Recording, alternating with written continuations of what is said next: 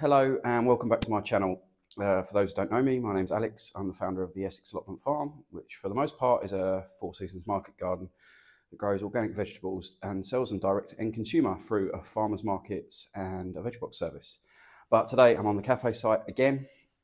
We will catch up at my farm a little bit later in the week, but here I'm in the cafe site, and I want to start this video by saying a huge thank you to everyone that watched my last video. The views and analytics and stuff were back up close to the numbers that I used to achieve when I was vlogging regularly back a couple of years ago. And I've had an influx of new subscribers, maybe a couple of hundred off the back of that video. So I really want to say thank you. Thanks for all your lovely comments. Thanks for everyone that said welcome back. I'm really enjoying it, and I hope you are enjoying watching them too. Now I'm hiding in the greenhouse because I just showed you up by the polytunnel. It's absolutely tipping it down with rain, so we're going to wait for the next break in the showers before we put in those strawberry plants that you've just seen. And then we're going to be doing some planting in the polytunnel as well. So let's crack on and you can come along with me.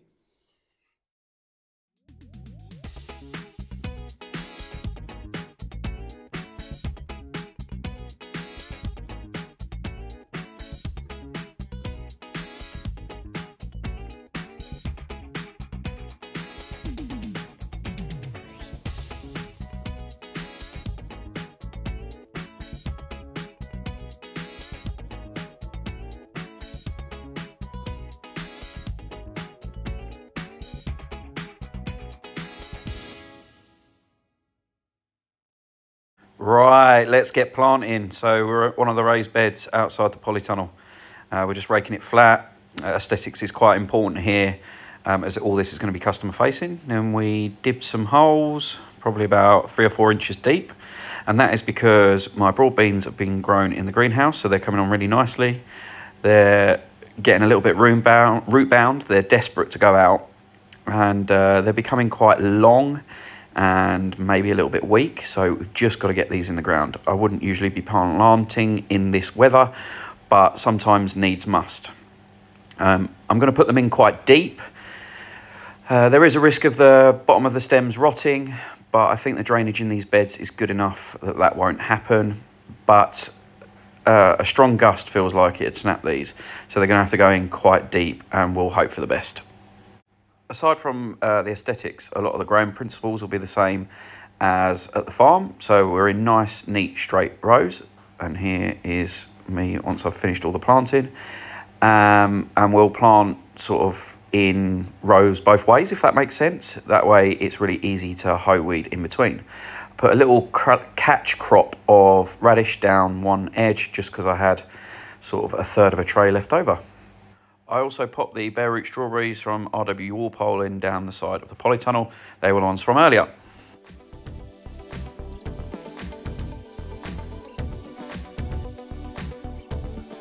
Why I've got you here watching Poppy run around the field, if there's anything you want me specifically to vlog about, drop it in the comments below and I'll see what I can do. Right, so the weather really turned, and I ended up having to stop the planting outdoors. We got the strawberries in, we got broad beans in, and we got a little catch crop of radish in, like you just saw.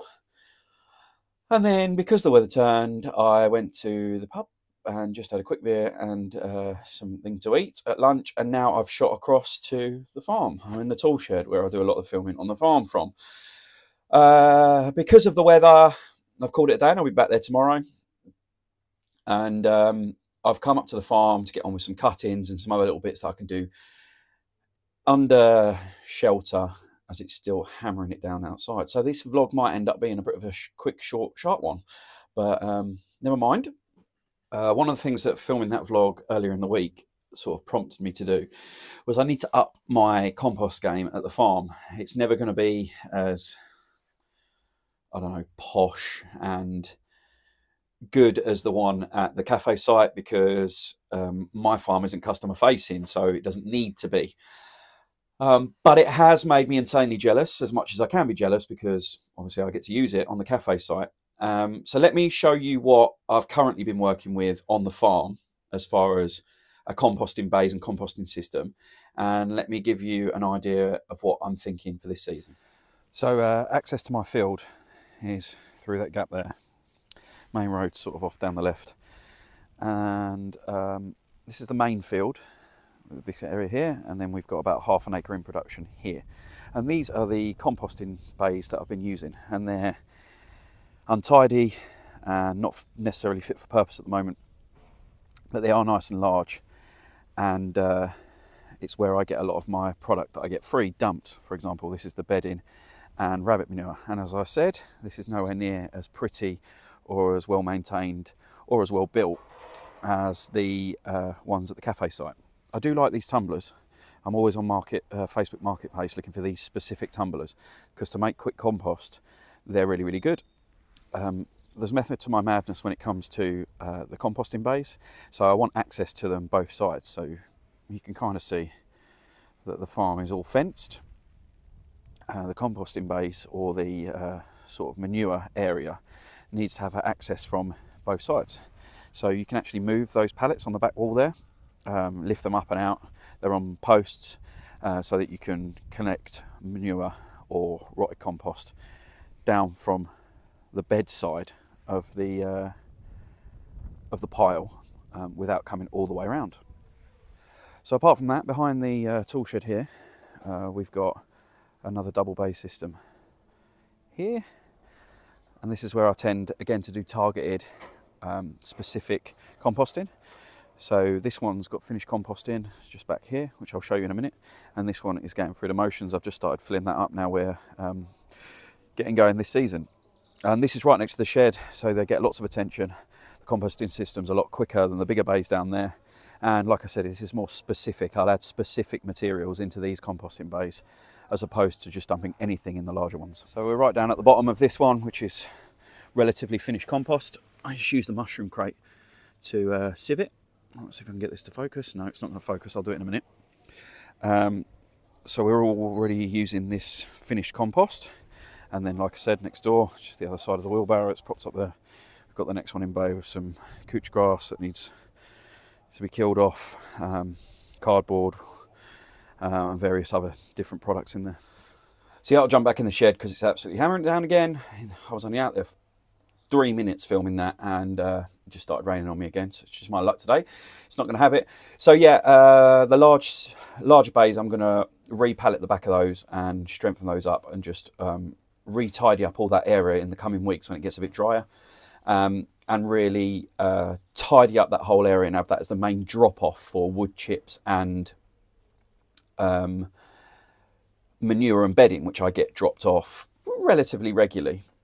And then I need to work on the composting base systems behind the tool shed, just behind me here. And the plan is to extend that by 2 more bays. So at the moment, for that focused composting, I've only using the 2 tumblers, which I really wish I could find some more of those, and the 2 composting sort of pallet bays behind me. So I just want to revamp that whole area and get something in between where I'm at now and what's at the cafe site. And if I get anywhere in between those 2, we should be good to go to make quality compost on the farm as well as the cafe site.